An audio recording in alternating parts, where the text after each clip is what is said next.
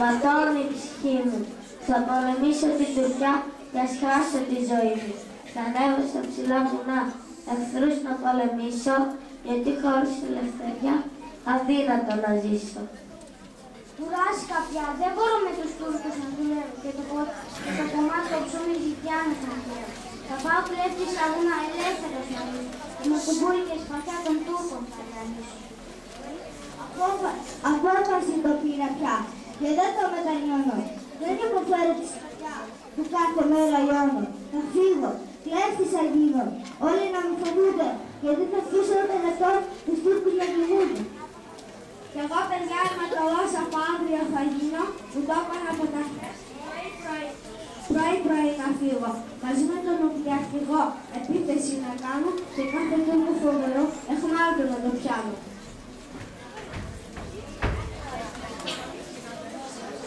Γεια και χαρά σας αδερφοί.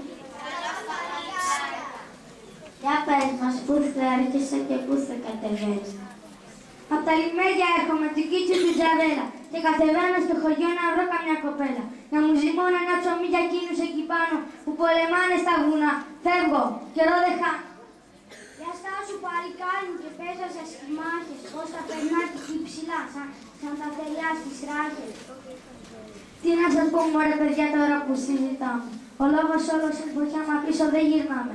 Μάχη εδώ νίκη εκεί και νίκη παραπέρα. Με μάχη δεν είναι ποτέ να μην περνάει η μέρα.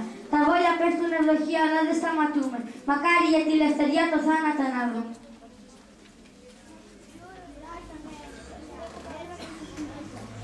Στα βουνά εγώ θα σε ακούσω. Μαζί σου έρχομαι κι εγώ για να ρηχτώ στη μάχη, μαζί στο κλεφτοπόλεμο, σε λόγο και σε ράχη.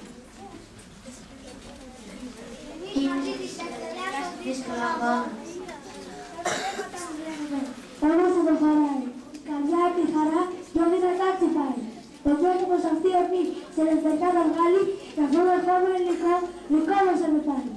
Τραγούδια και στην ελληνικό γιατί είναι το πράγμα. Και έχουν ένα το δόνο βρήκε του Βασάλη.